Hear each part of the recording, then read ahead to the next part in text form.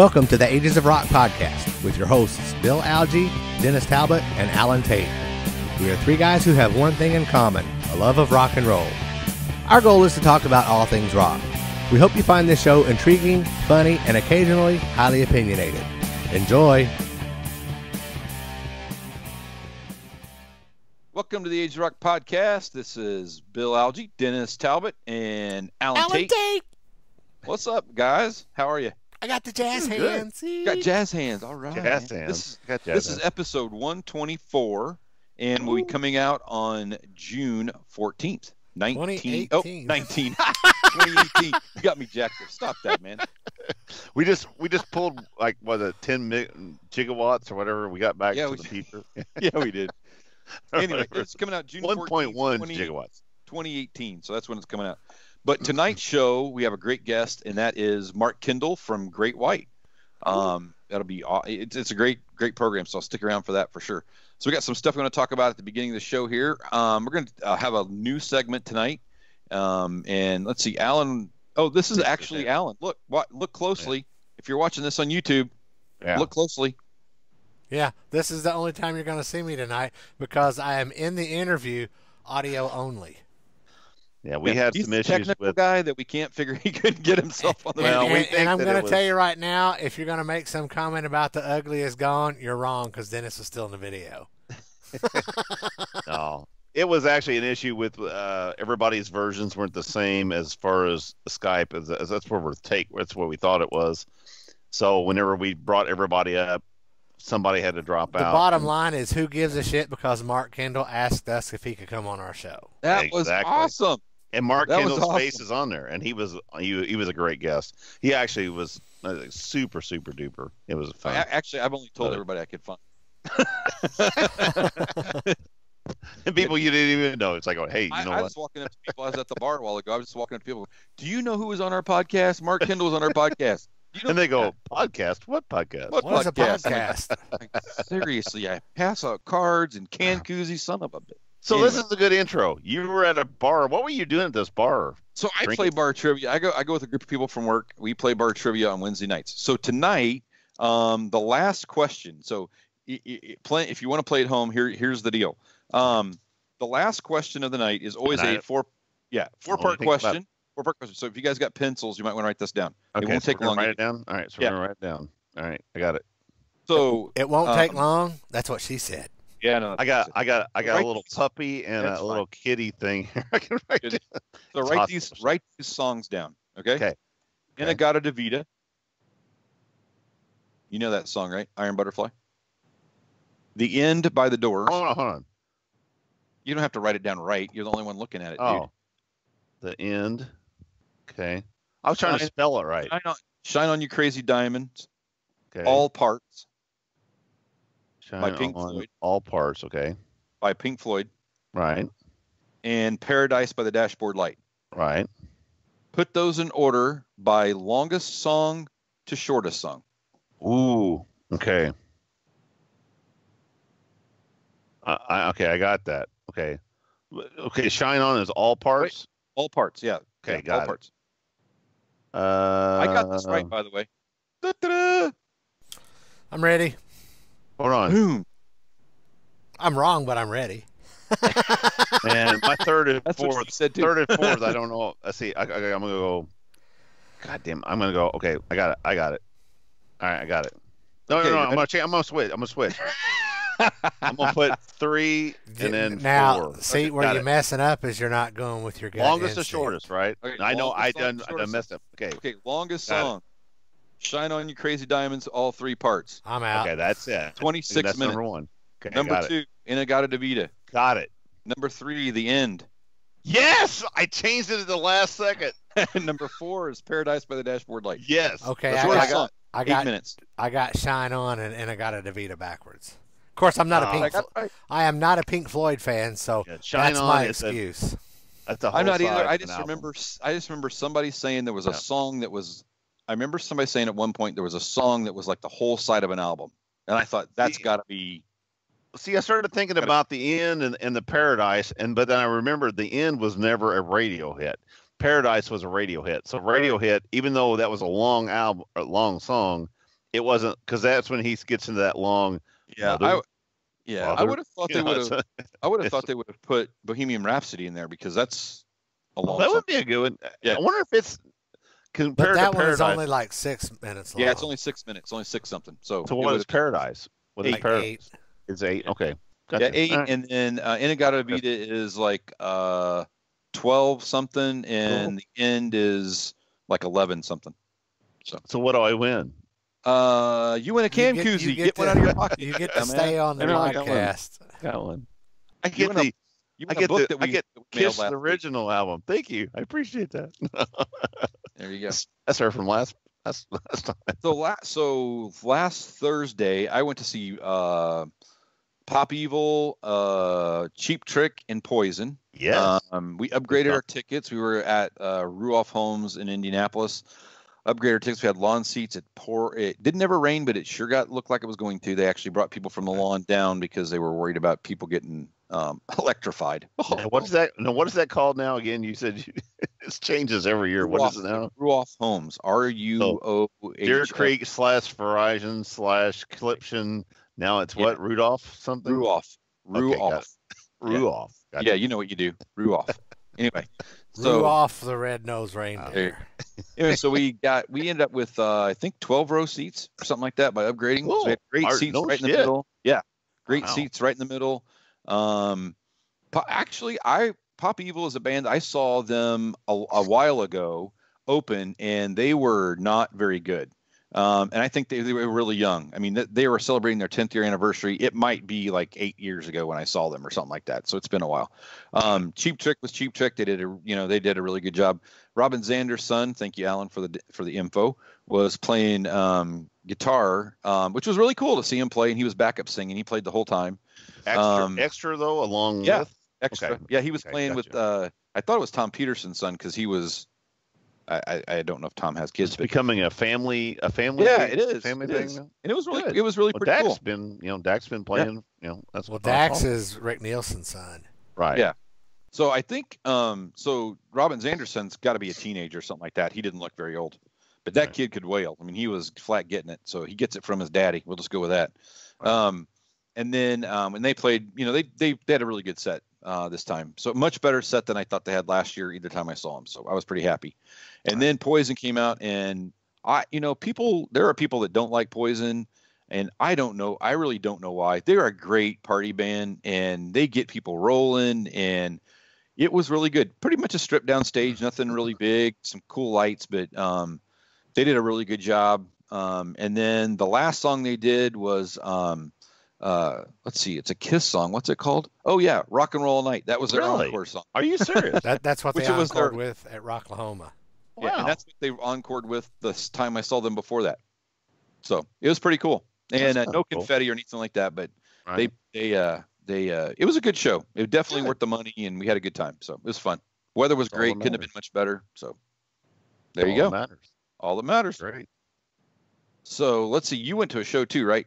Yeah, I went actually last night, and if everybody, last night, whatever the date is, whenever this thing comes out. Say Monday. Don't get distracted, Dennis. It was actually June 12th as we went to this concert on June 12th, because that was the day that I met Kelly, my wife, 34 years earlier. So this was kind of a date night, first date night, first concert, whatever. Anyway, let's get to it. We went to see Peter Frampton. Did it end like your real first date? Yeah, actually it did. It was actually I bet it did. No, it was I actually met her at a party, and we just met each other, and that was it. We went to Taco Kid and got a taco. That's what I was getting at. It ended just like the first time. No, we went to Arby's last night instead of Taco Kid. Anyway, we went and seen Peter Frampton and Steve Miller Band. The main reason I went to this concert was to see Peter Frampton. He's one of my idols. I've loved Peter Frampton since the 70s. I had, of course, Frampton Comes Alive. Like you were issued that if you were alive at some point in the 70s. Bill, did you not get yours? Oh no, yeah. Okay. Oh, absolutely, man. But anyway, I just love Peter Frampton. I just love the fact of the way his music is, and I just love Peter Frampton. I just honestly never thought in Evansville, Indiana, I would be able to see him because he just, he just doesn't come around here very often. And he's 68 years old now, so I thought I would never get a chance to see him. So anyway, him and Steve Miller is what now, 74, 75, I think, yeah. 74. Yeah, so you did the See 'Em Before They Die tour too, huh? And I'm telling you what, they perform better. They perform better than most people a third of their age. I shit you not. Yeah. Peter Frampton last night, he played actually. I told him it was 6. It wasn't. It was 9 songs. He played an hour and 15 minutes. And I tell you what, Peter Frampton's set last night was the best set I have ever heard in my entire life of going to any concert ever. Kelly knows shit about Peter Frampton and came out of there going. So he played 3 songs 4 times or 3 times? No. He played. He's got. Don't even. I'm not even going to answer that. Kelly told me last night. She says, "I can't believe he's not the headliner." And number 2, it would be better to see him in a Victory Marat situation where it's a smaller venue, where it's a little bit more intimate, whatever. But I'm telling you what, last night, and you can look on, I did it live, the last song, Feel Like You Do. It was the clearest, best sound I've ever heard at a concert ever.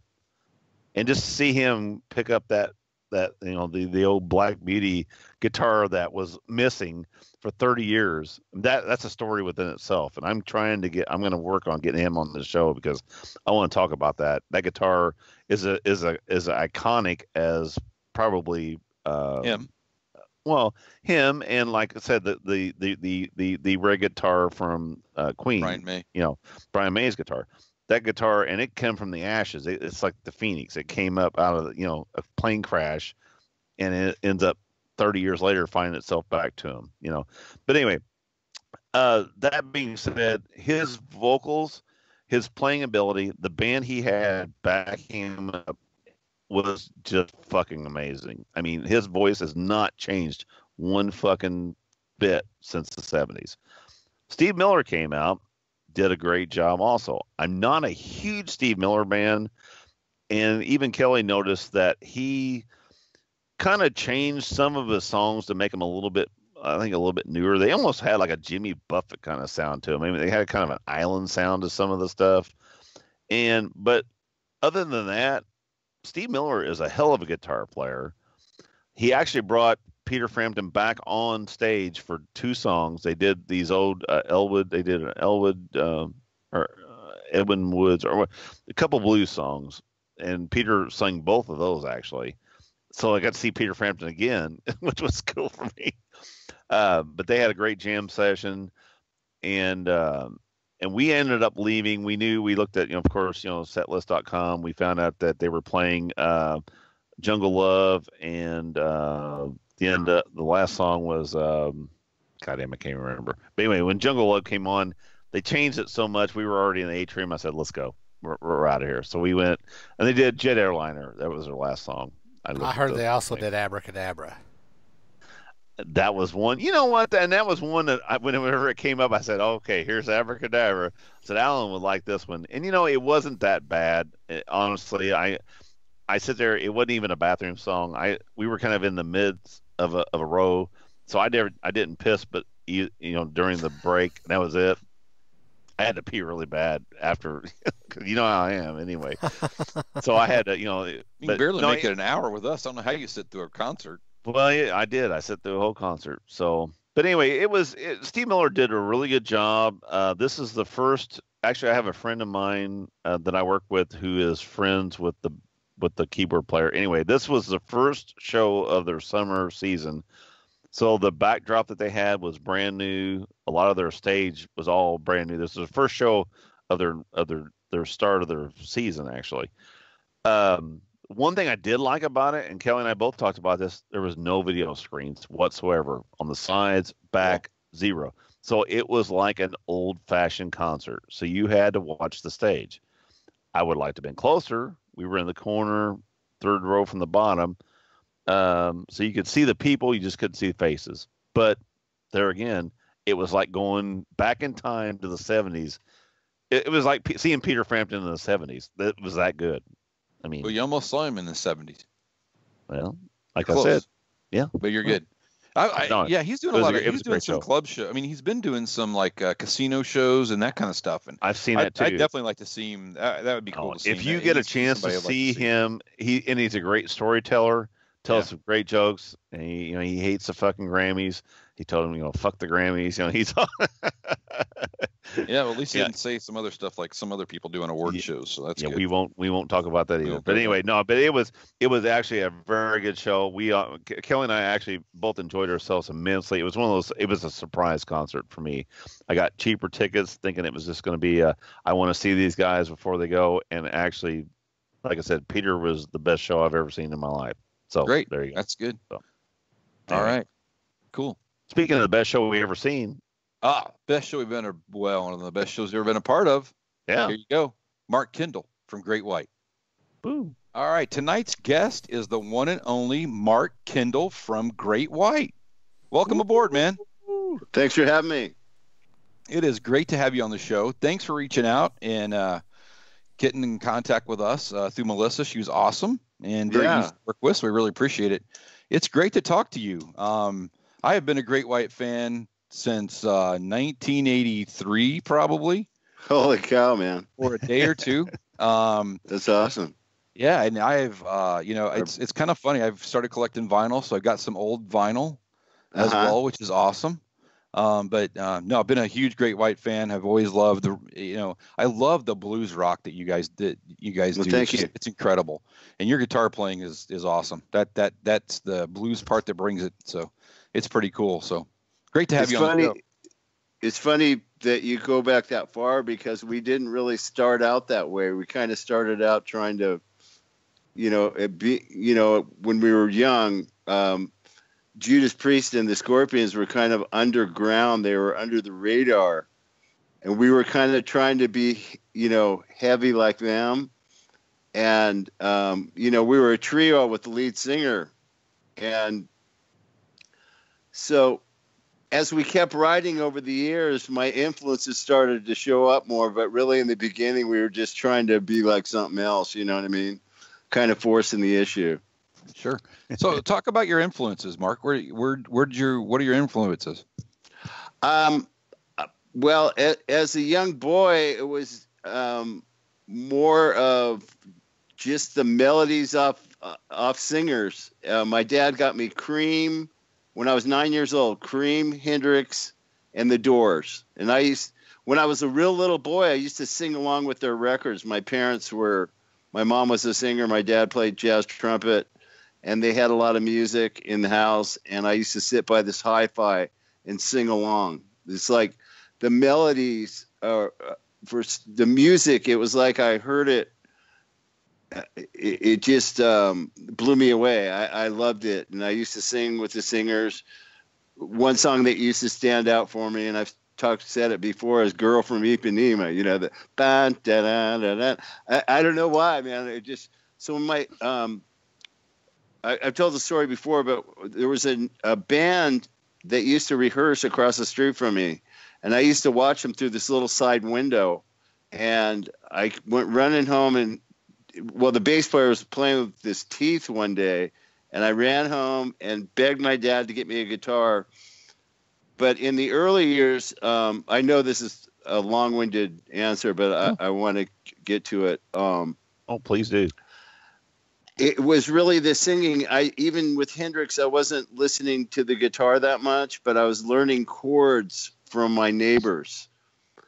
But as time rolled on, when I started getting my way around the neck decent and started paying attention to the guitar players, the first guy I latched onto was Carlos Santana, and that was about 14 years old.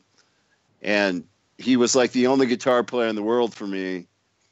And I actually jammed with these guys, and we played nothing but Santana because I insisted on it because it was I had tunnel vision, So I just wanted to play that. I think a lot of that reason was his sense of melody on the guitar, the way he grabbed notes and just held them forever and stuff. That kind of inspired me. So that was kind of my first guy I went to. Cool. You know, Awesome. we've not heard a lot of people talk about Santana, Carlos Santana being an influence and being somebody that they played like, but that's definitely well, makes it was sense. just the first guy I heard that because I was so attached to melody as a young boy that he kind of did that with his guitar. He wrote these beautiful themes. When my dad, he used to take me when I was 12 and 13 years old to jazz clubs because he wanted me to hear, that kind of music. That's what he liked. And one thing, after they would just do these incredible solos, they would always go back to the theme, and I liked that better than anything else. Apart from my dad said he jammed with one of the best sax players in the whole world named Jerry Ricketts, who was completely unknown to the whole world, basically. But he said he was the best. And when I'd hear somebody that was just like bleeding from their eyes and doing some crazy solo, I go, he can't be better than that, And he go, oh, God, that guy's nothing. I'm going, no way, man. But, so I just think, I moved along. I discovered Johnny Winter. Then I went into my Alvin Lee phase.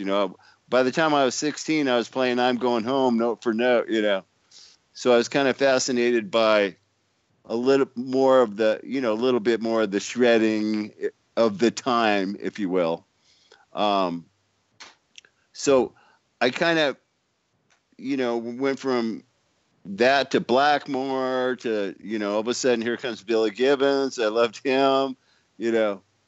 Most of these guys really, they had almost like something special, just the way they played. It didn't seem technical to me. It seems like they felt what they did and they just did it because that's the way they felt, and I was real inspired by that. Yeah, that's one thing. Oh, go ahead. Go ahead.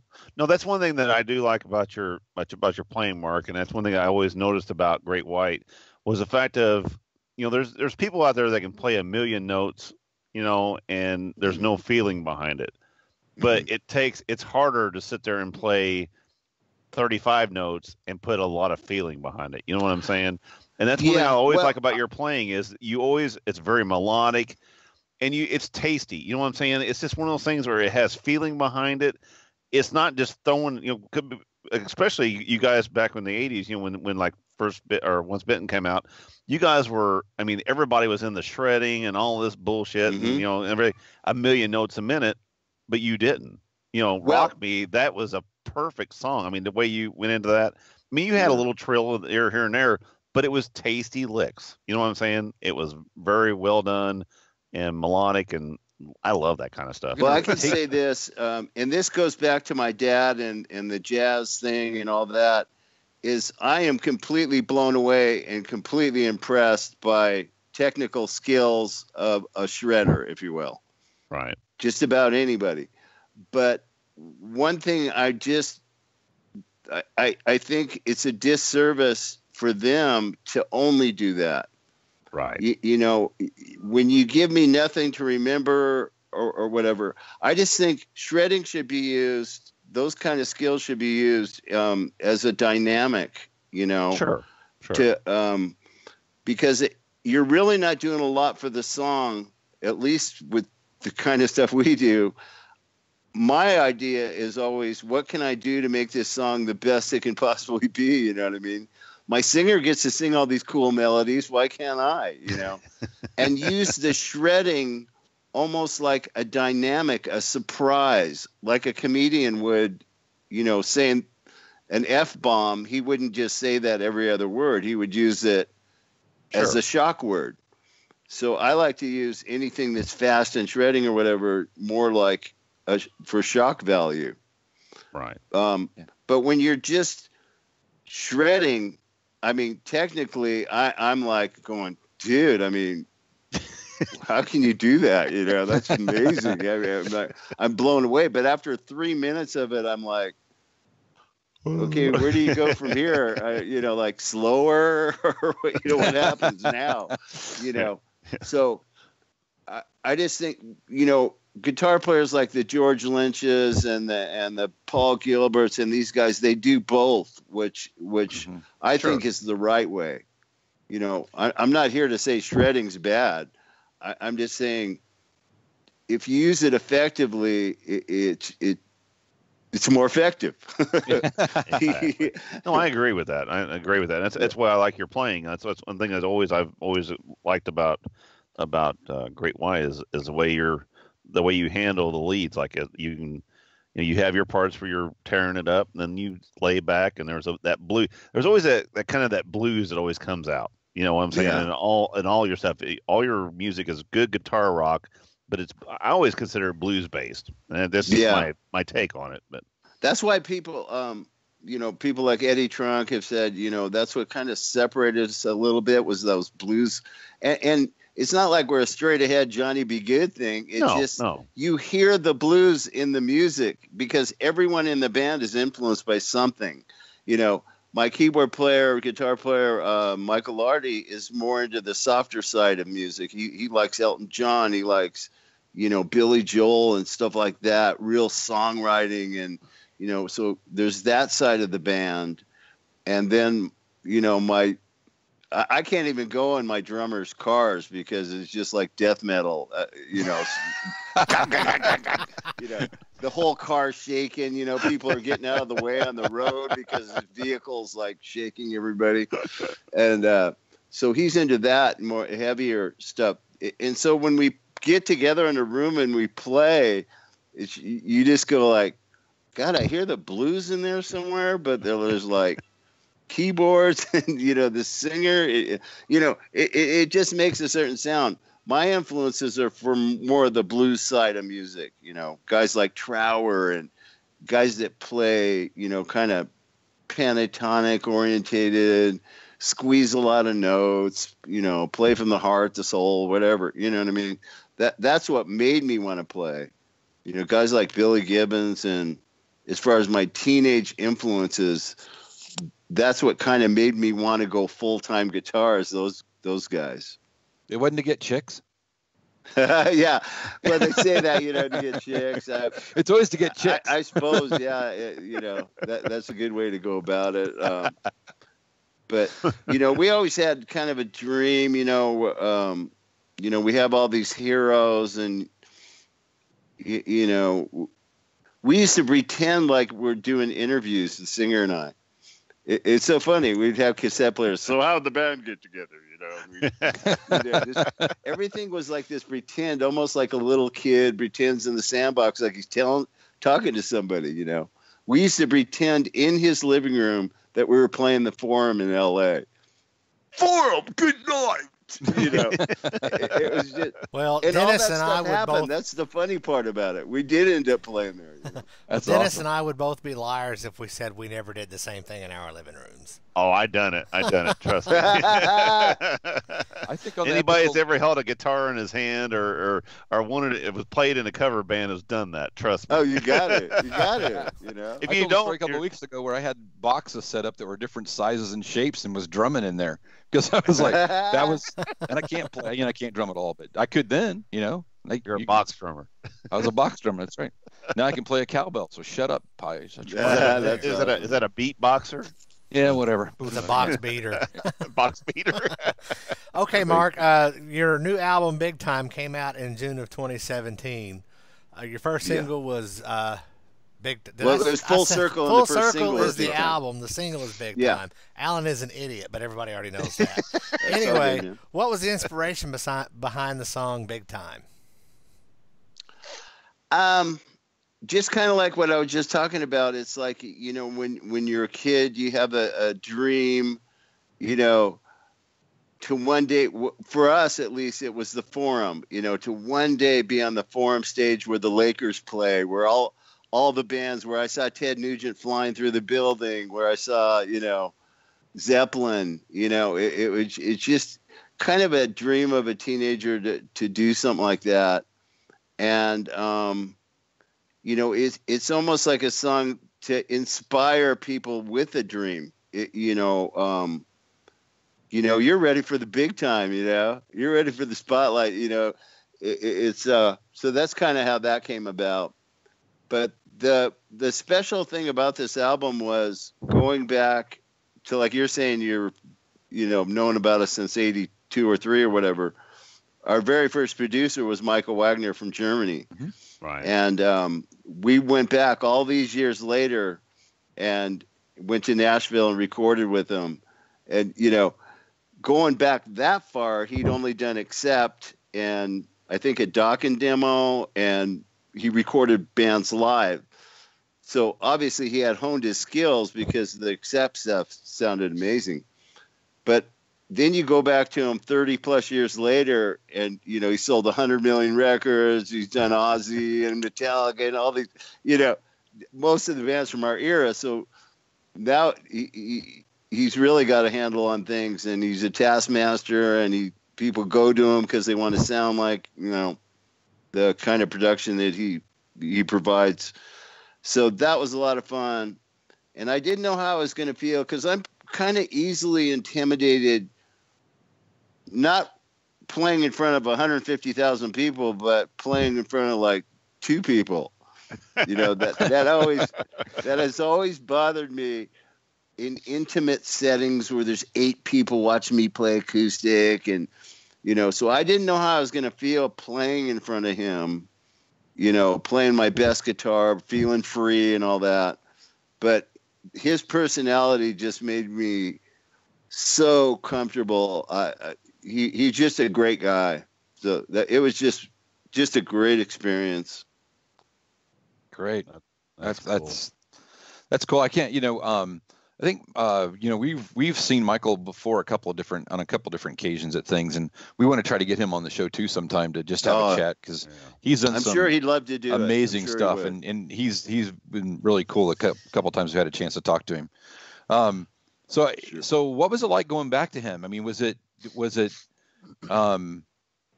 in Nashville? We've had a lot of we've talked about it on the show a couple of different times. Nashville is not the hotbed of country music anymore. It's the hotbed of music, period. Yeah. There's as many rock guys coming out of that joint. And a lot of those guys from the 80s all lived there. And it's just amazing how that's happening. So did you run into anybody? The rock scene's not bad either. We went and saw a couple bands, and it was pretty rocking. I think Wagner's a big fan of, the 80s thing, and, he likes real heavy stuff. He's not the biggest fan of country, and not because of the music, but because of the auto-tune, and, there's technical side of the music he doesn't like. It's too cookie cutter for him. It's not like the old days when they grabbed an acoustic guitar and talked about their pickup trucks and stuff. It's become commercialized, and he doesn't really like country music has become almost like the boy bands of the 80s. You know what I'm saying? I could probably go pick 8 songs and do a new record and make it sound rock. Yeah, that's would probably go huge. It's terrible. But people have moved over there. But so the question was, what was it like working with him or something? Or I can't remember what you're. Just going back. Going back to him. Yeah. Just amazing. For us, it was very exciting because when you're used to the same thing every time, the same studio, what's going to happen before it does, and it's hard to get supercharged. You're charged up about doing new music, but to, go with him and just have a complete different environment, new studio, you don't know what the heck's going to happen. It made it fun, and right away it was just everybody was at ease. He was so funny, and his studio. My God, I mean, he has so much outboard gear. It was insane, and. Uh-oh. We logged up. He's still there? Yep, I'm here. Oh, yeah. He's still there. Hold on. He's still there. He just locked up. Hold on. Hey, Mark, can you hear us? You froze up. You're froze up. Nope. Yeah, he's gone. All right, give him a second.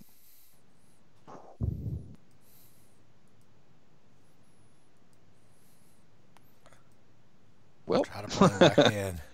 All right. Okay, so Wonder why we're at about 18 minutes. Really? That's it? Yeah, 19 or so. Oh my God! There he goes. I don't know what the heck happened. It's all right, okay. man. Are you guys all there? Yeah, we're looking for your see video. you looking for your video. Can you see me yet? No, I see an MK and we can hear you. We just can't see you. Is it a little I camera? wonder if I hit the plus sign because I don't see a. To the left of the plus sign, do you see what looks like a little video camera? No. Okay. I did last time, but I don't see it now. Well, we can just keep going audio if Okay. you want. There we go. There we go. Oh, You he was there. Now he's gone. What happened? Oh, Has it? There he is. there he is. He's back. Am see I? you now? Yeah, Yeah. you're back. We see you. You see me? Yep. Okay. Okay. Well, I don't see you on my screen, but let's just keep hopefully going. you can edit that or whatever. Yeah. But anyways, what I wanted to get to about this Kemper is it's an amplifier that some guy did real profiling of all these tons of amps. So, but it's not like Amp Farm to where, it's cheapy. This literally duplicates the sound waves perfect of just about any amp that you've ever heard or seen or heard of. I was against it at first because I like to plug in, have speakers blazing and all that. But he goes, well, just try it. So I tried it. It sounded so amazing. I couldn't believe it. So, and a lot of guys, Queen's Rock's using them. I mean, what it is, you can get the exact sound you want, and you're not dealing with microphones on cabinets. A lot of times you'll be standing 4 feet away and go, this is the best guitar sound I've ever heard in my life, but it won't go on the recording that way. You know what I mean? Right. Because your ears hear it a certain way, but you don't have your ear right against a speaker. You know what I mean? Mm-hmm. So you got to tinker around with mics in the room to try to get it close, and it usually only gets close. To where this, when you love your sound, it goes on exactly that way. So that was kind of fun. I ended up using that. Got great guitar sounds. Okay. It was just fun being in Nashville. There was no distractions whatsoever. It wasn't like, you're in the city and you're dealing with traffic. It's like you leave your house, you're ready to go, and then you're in traffic for an hour and a half, and you don't even feel like playing when you get there. So we rented a house there for 2 months, and we did a lot of work at the house because when we went there, we didn't have the songs finished. We didn't even have hardly any of the lyrics, and we didn't tell him in case he etched the whole project before we got there, because he doesn't work that way. He goes out with rehearsals and has you make a demo. He works on the songs for a few weeks, and then you come in there and pretty much know every note you're going to play, to where we went in there just totally winging it. He didn't even have the arrangements totally finished. But what made it work was the way he works, which is do the basic tracks, get the drums done, put on the bass to the scratch guitars, and then do one song at a time until it's done. Right. So we knew in advance what song we were going to do the next day. So we all got together and just went crazy on the lyrics. We had the melody ideas. That was all handled, but we didn't have all the lyrics. We had chorus ideas, stuff like that, but not the lyrics. So we had to sit around and get this baby done because we were going to record it tomorrow. But, that stressed him out, I think, a little bit. I could feel some tension. But after we finished, I think 2 songs, he was breathing easy and goes, okay, I guess this can work. I guess you guys can do this. The album previous to that, we had no music when we went in the studio. And we're paying studio time every day. So we just went in early in the morning and with acoustic guitars and just, kind of, it was a, what do you got moment, yeah, and somebody would go, oh, I got this idea. Okay, let's work on that. And by the evening, we would have something to record, and then go home, work on lyrics, and I usually have an idea about a melody. I don't just like put chords together and pray. You know what I mean? It's like I have an idea of this could have a really tasty chorus, and there's about a million things you can do in these verses or whatever. So. How long was it between records? Between Full Circle and the one? We hadn't done a record since 2012, so it was long overdue. I thought it had been a while. That was the last thing I could see. So yeah. A lot of people, we had wanted to do it, and the shows were keeping us away from it. But, for us, because people don't really buy music anymore, but we just do it for our energy, just the creative part of being in a band, one of the fun things is to make new music, so we kind of do it for us and try to get it to the fans the best we can, That's one thing I was going to ask you with this new album, Full Circle, that came out. What is the difference between this album that came out and albums that you put out in the 80s? I mean, as far as the dynamics of the business has changed immensely. Yeah. I mean, as far as how you get a product out. About 3 million records. But I mean, seriously, you have, radio doesn't play new stuff anymore. Right. Radio. Well, you don't have that backing. We get a little bit of play on satellite, some internet radio and stuff like that. Back in the day you had MTV that would play. If you made videos, they'd play those all day long. You had all kinds of outlets to get your product out, and nowadays you don't have it. You're basically doing it yourself. You're either promoting it, putting it on the internet, putting it on Facebook, putting on all this iTunes and stuff like that. But record sales themselves it's a different business now. It's just completely different. It's way different. It's not like. When I remember being a teenager and going to get somebody's record, like, Physical Graffiti or whatever, taking it back home, setting up the speakers in the window, going out on the patio. This was like an all-day event. We did the same thing. We did now the same it's like, thing. 4 minutes and they got 200 songs, before they go to school. So the human connection from fan to band isn't what it once was, as far as, when I went through like these phases of Santana and Johnny Winter, I was obsessed. I was like bowing to these guys, saying a prayer or whatever. You knew everybody in their band. You knew who the roadies were. You knew who this was. You knew what instruments they used. You knew their arrangement cover, your lyrics. You knew everything about, because you read that album cover a million times as you played it. Nowadays, you're getting this shit off on your phone. You get a bunch, like you said, you get 200 songs. You don't know who the hell it is. I gotta look, who's that? And I'm a fan of not only the guitar players, but I'm checking the bass player out, like the John Paul Joneses, and these guys that play so musical. It's like I pay attention to that. I'm like blown away by this bass part or whatever. That's what I mean about the music, the connection, the human connection between fan and your heroes. I like you a little bit more. It's kind of lost today because of, I think they just go by the songs today, don't they? I'm not sure. The song's so huge. So yeah, it's a different world. But the fans are still there on a positive note when we go play. They're still out there. So we get our new music to them the best we can through the internet. We have our little team of internet assassins, and they do the best they can. But that's awesome. We're not totally worried about that, but what it does by the radio being gone and no MTV is so all these venues have been taken. It makes it harder for us to get out on a bus and do like 8 months on the road or whatever, because back in the day, believe it or not, even on big tours, we would just like maybe a little above break even. But on the other side of the coin, we're selling millions of records and doing tons of merch every night.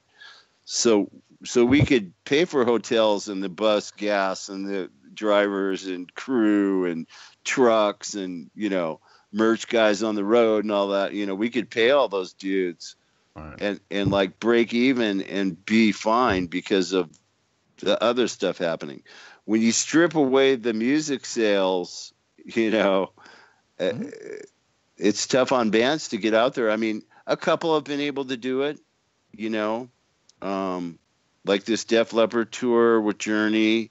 Hopefully that's doing well. I mean, but we're still out playing, and we run into all the bands that we played with way back in the day, and everybody seems to be kind of taking care of themselves better.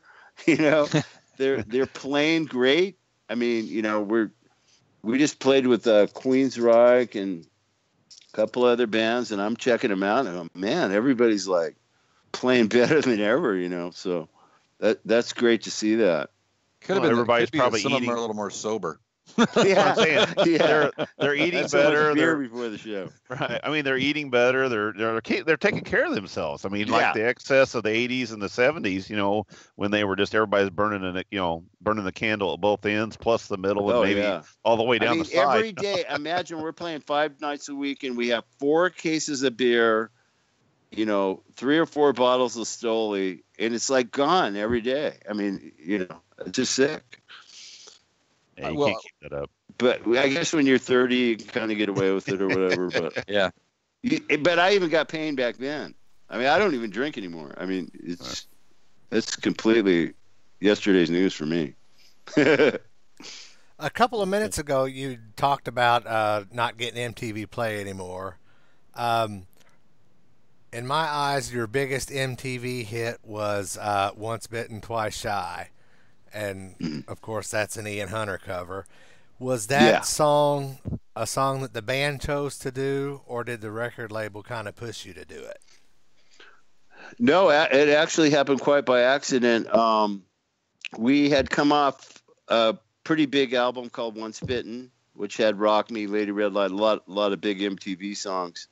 And so we're thinking the obvious follow-up should be Twice Shy, right? You'd like to sing Once Bitten, Twice Shy. Right. Well, our manager managed Guns N' Roses as well at the time. Izzy, one of the guitar players, came to Alan with that song, our manager, Alan Niven. It says, check this song out, dude. It's called Once Bitten, Twice Shy by Ian Hunter or whatever. From what we gathered, it had never been a hit before. Pretty much nobody in America even knew about the song. And we heard it and we thought it was okay. And Alan really liked the lyrics. He wanted us to do it. And we thought, okay, great album track. We weren't even considering it being a single. That was a record company move. After we finished the album, they're going like, yeah, we're putting out Once Bitten, Twice Shy. And we're like, really? That song? Well, at least we got some backup stuff. That's what we're thinking. We're geniuses. We can pick hits. So that just goes to show we don't know what the hell we're doing. I honestly didn't know that was. I didn't know that was a. So I thought that was original. Right. Which most people we've even heard stories because in 1984 we were on tour with Judas Priest. Our sound man was very good friends with Ian Hunter, who lived in New York at the time, completely out of the music scene, and had this badass drum riser in his backyard. So he goes, I think he would loan us that drum riser for this Judas Priest tour. And we're going, that'd be killer, man. So we got the drum riser, and then by coincidence, years later, we do one of his songs. He made so much money from that song. He completely revived his band, got a band together, was on MTV again. But one of the funny stories we heard was fans asking him, why is he playing that Great White song? I can believe that. So that was brilliant. But yeah, we kind of, we changed it up just a little bit. We changed the lyrics on the chorus. Made it your own, and stuff like that. But just semi made it our own. His version's killer too, you know. So just one of those things that people latched onto, and with the big chorus and everything. So it's kind of interesting. We've talked to a couple other folks about this too. Great White for me, like I said, was one of those bands that I've liked for a very long time, but I never got to see Great White headline, get to that arena headline thing. It was always an opener, and there's so many bands like, to me, Dokken was another one of those bands. It's the same thing, you know. It got close, but never got over the hump. What prevented you guys from getting over the hump? When we were on our way, you know, to what we would hope to be Bon Jovi or something, we canceled a really important tour. Our singer got a little, you know, bit of trouble to where he couldn't sing. And to this day, Alan tells us that really broke the momentum because all those shows were booked. But I mean, who knows?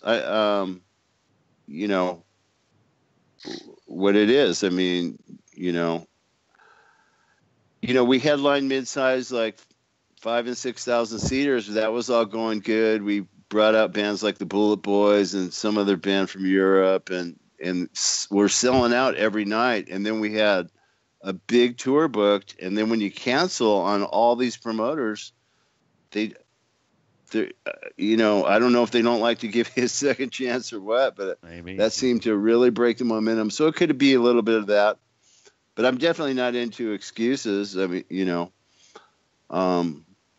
but yeah, being an opening act. Well, who do we see? We saw them at Roberts. Who was they opening for? Was that Kiss that year? Yeah, we saw them. Yeah, we saw them. Yeah, we saw you guys over for Kiss. One time the time that I saw you there, I saw a couple of times. Yeah, Roberts with Stadium. Kiss? Robert Stadium in Evansville, Indiana. Oh, and you opened for Kiss. It was like through the Asylum tour, wasn't it? One of those. That was 1993, actually. That was the Revenge tour. Was it Revenge? Yep. Yeah, it was Revenge. Okay, that was it. Okay. I saw that show. I saw that show in Denver, Colorado.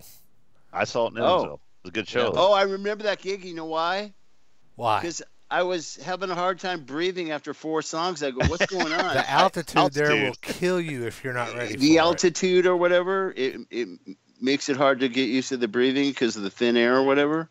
Yep. And I couldn't figure it out. I go, what the hell's going on here? But a funny quick story about Kiss. Back in '84, I was friends with a guy called Mark Norton, who was a guitar player in a band called White Tiger. Mm-hmm. And I was at the place called the Limelight, which is not really a place I would normally frequent, but we were just there. You know, it's a disco going and all these people. It was like, you know, and I saw him and it blew my mind. And what the hell is this guy doing here? But there was people in between us. And I thought he was saying, I'm on Kiss. And I'm going, he's on Kiss. It must be a radio station here or something, probably. So maybe his band got on the radio, I'm thinking, right?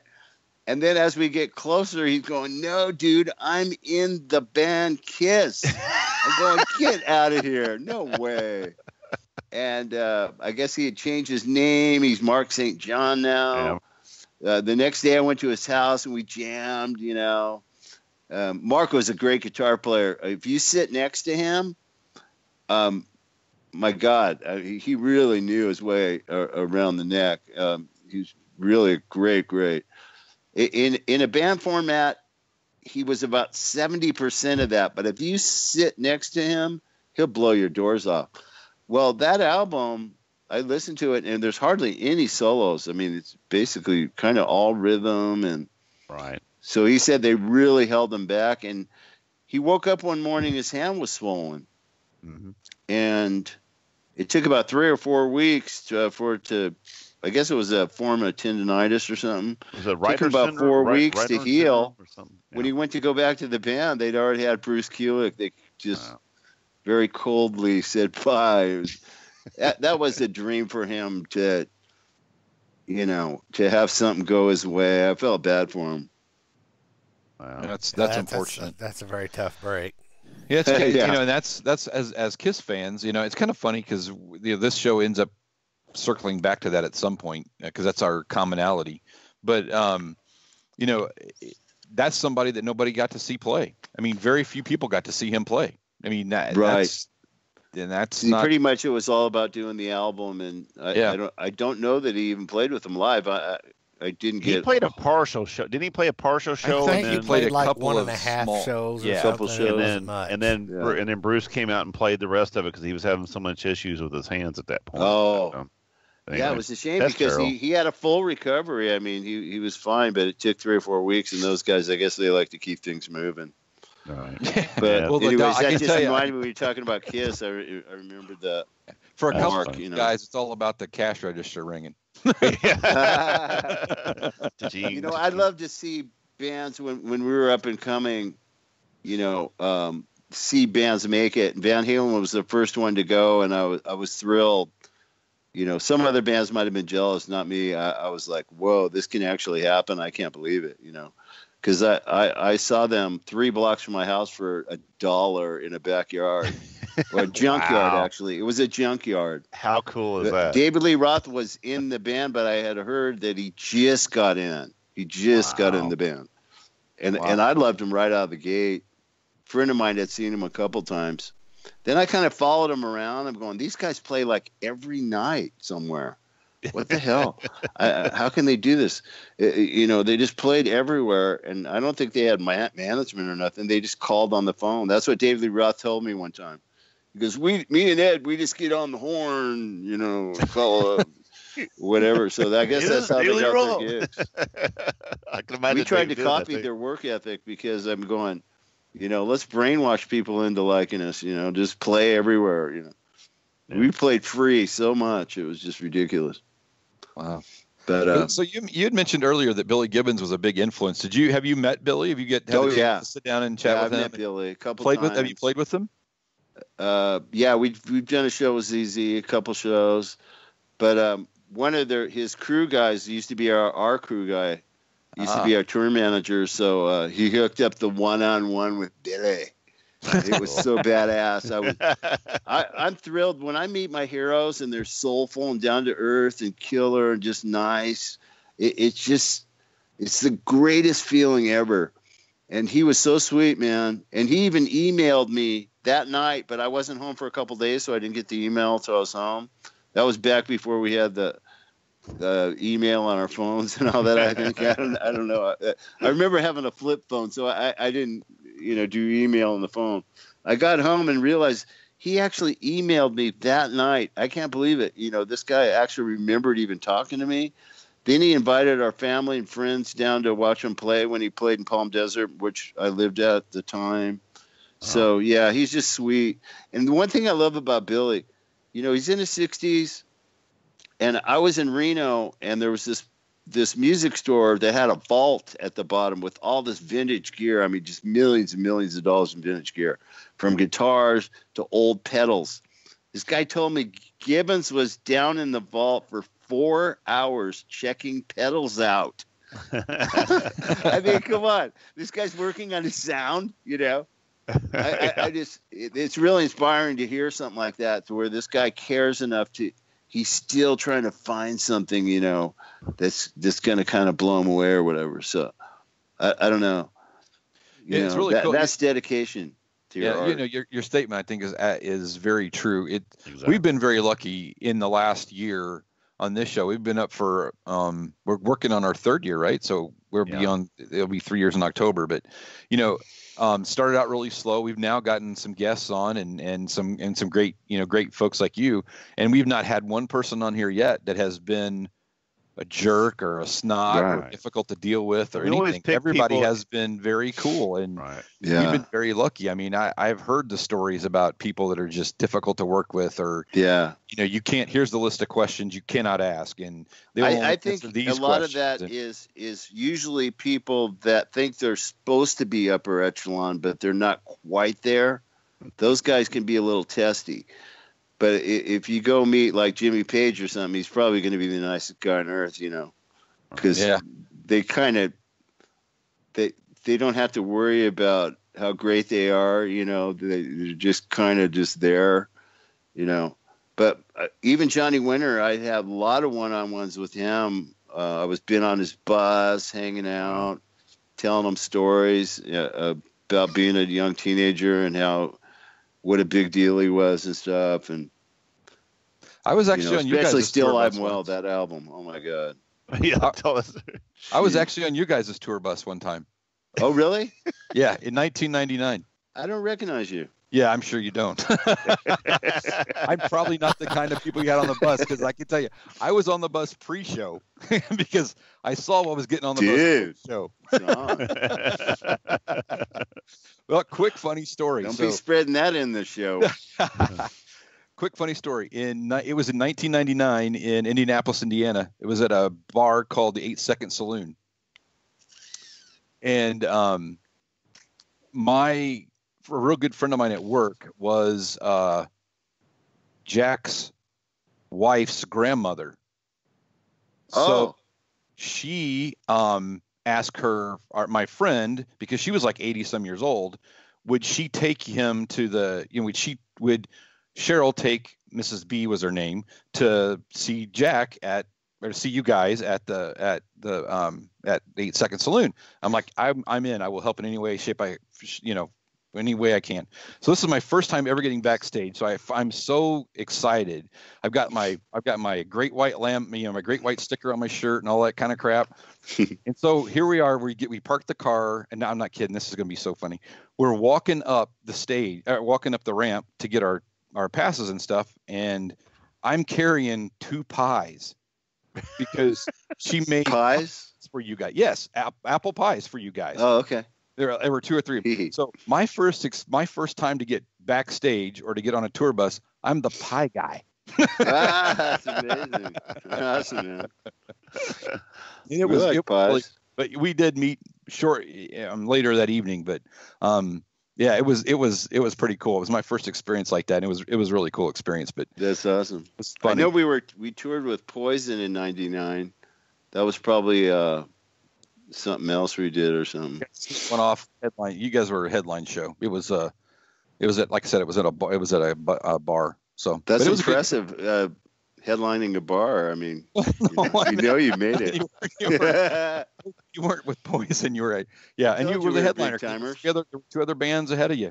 They kept saying they'll be on it. Like, they're going to take the stage about 9 o'clock. I'm like, great. Or like 11:30. And I had to work the next day. I'm like, geez. I'm headlining. I'm playing at 1 a.m. Yeah, there you go. Exactly.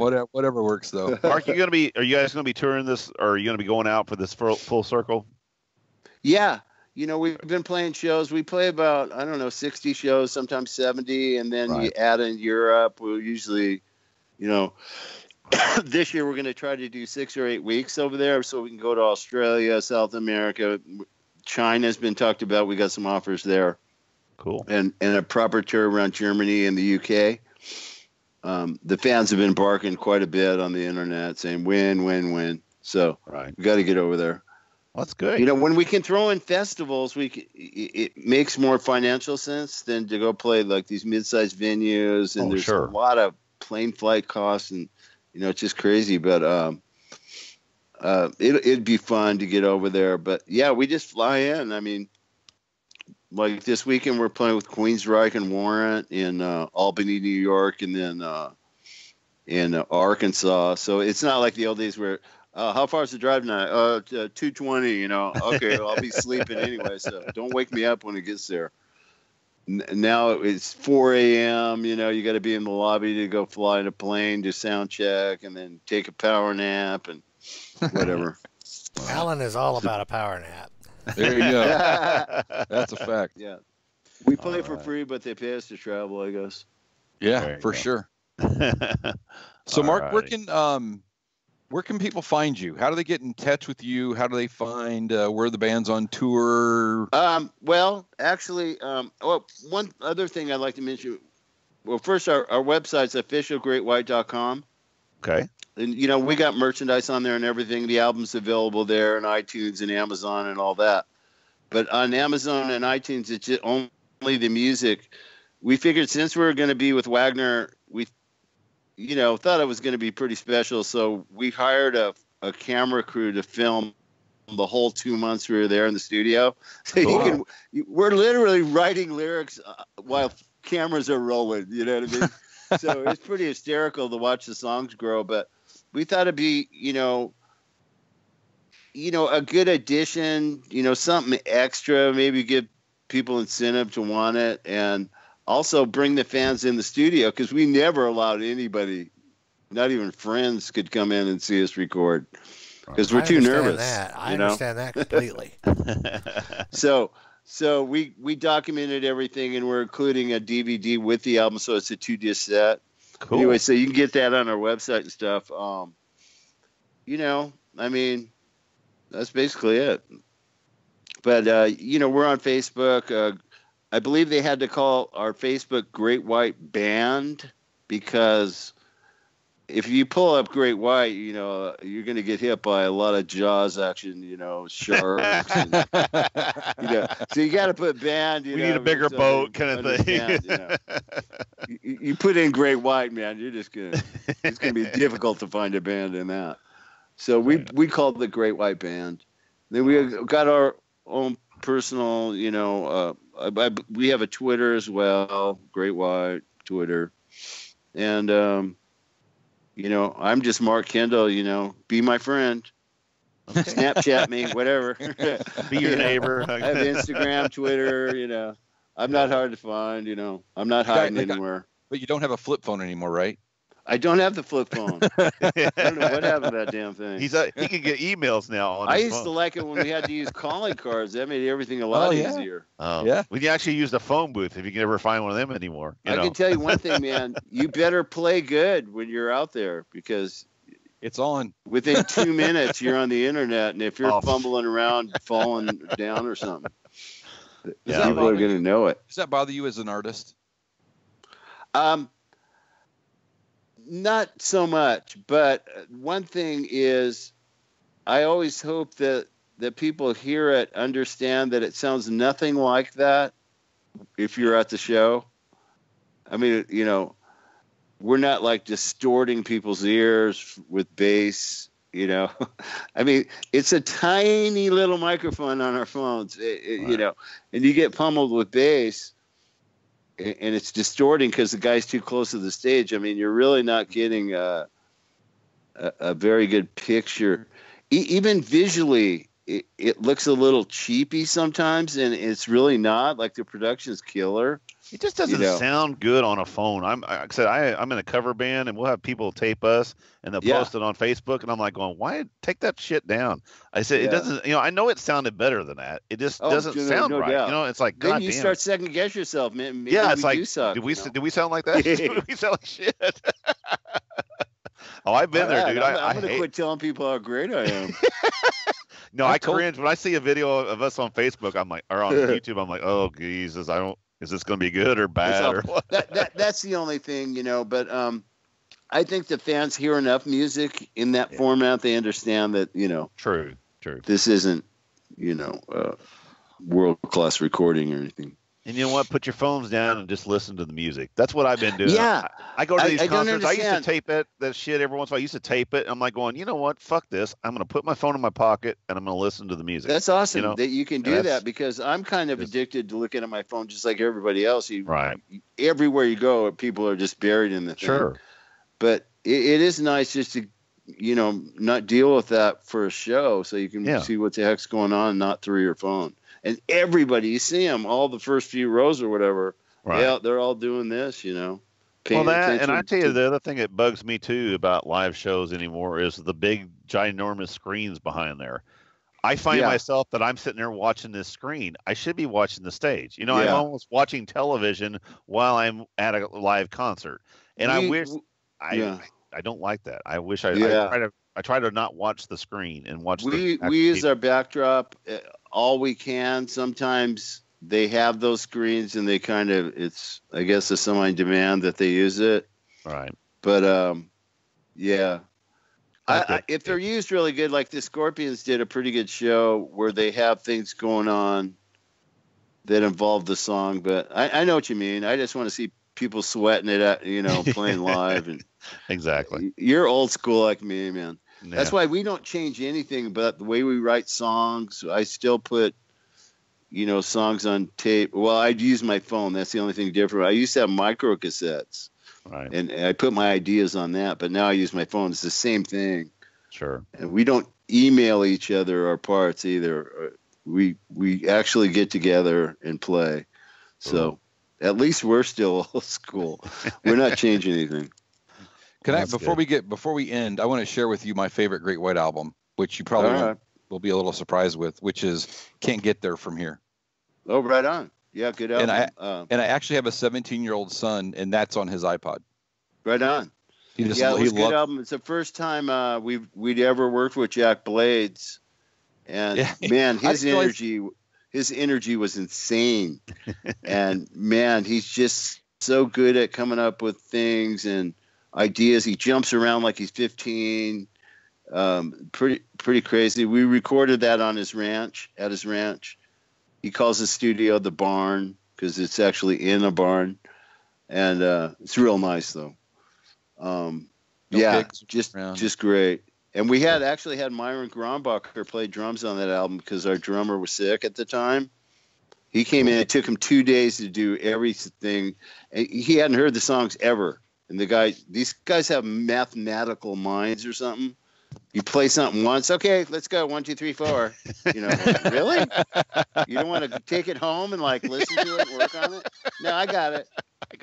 It's awesome. Serious? That is great. Awesome. It's a great record. It's actually in my car, and I've got it on my phone a couple of different. Right on, man. It's really. Yeah, I actually every like that song album on there. I really like. It's a really good album. For sure. Man, it's been great having you on here. I know. Well, I do. I know those guys do too. But I've been looking forward to getting somebody. Getting one of you guys on here for a long time. So I really appreciate it. So it's been great. You guys having do a great show, and that's why I wanted to be on it because I'd seen Jeff Pilson on it and saw it kind of went on your site and stuff and just tripping on it. And I go, I want to talk to these guys, man. They're informed. I always like to talk to people that are informed and know about our era and just, Yep. not just ask me how'd the band get together and, all the standard stuff. You know what I mean? Remember that time? We tried to stay away from that. If you don't know, Well, Mark, that comment right there about watching Pilsen and then coming to us, that means more to us than you realize. It does. I just like the way you dealt with, it was very free feeling. It wasn't so, scripted feeling. It was just, he got some long-winded stories, and I think the fans like that. That's what I've really noticed when, like doing this video of us recording. Fans like behind the scenes, not just on stage. They want to know what you're doing when you're not playing, So when you can share a couple arguments in the studio or, a spat or two and see how we come up with the ideas and end up what they are. Because our arguments always stem from the song, We're all fighting to try to make it, but we might not be in the same wavelength, so, but it's not out of ego. We both want the song to be great, and we both think we got it right. We both, that's the only time that something can go wrong. It's never over stupid stuff. It's always for the song. But I think when the fans see that, they can kind of at least see how passionate you are about your music. So. Right. Well, I tell you what, I do like I love the new album, and now that I know you got a documentary, I'm a documentary hound. I love shit like that, so I will be definitely picking that up and be watching. Awesome, I'll watch all your behind the scenes stuff here soon. So. For sure. Yeah. All right. Well, hang around. It's quite a story. We actually are supposed to have a documentary coming out. We've done it forever ago. Right. And I guess after Twisted Sister and Extremes came out, the record company kind of held off on releasing ours, and because there wasn't really much financial gain from it from the other two. But from what we're told, the company is going to release it at some point because it literally, they followed us around with cameras for at least 5 weeks. So we told from the time we were teenagers, the whole band's career, and didn't leave out much. Wow. So awesome. If you want to hear a crazy story, man, that'd be the one to see. Cool. All right, we'll have to check it out. All right. Hey, don't leave yet. we got to end this, but don't leave. We want to chat when we get finished here for just a second. All right, guys. Alan, you want to take us out of here, bro? Absolutely. Check us out on agesofrock.com, on our Twitter and Instagram and Facebook, Stitcher Radio, Spotify, all of that good horse shit. And until next week, peace out, folks.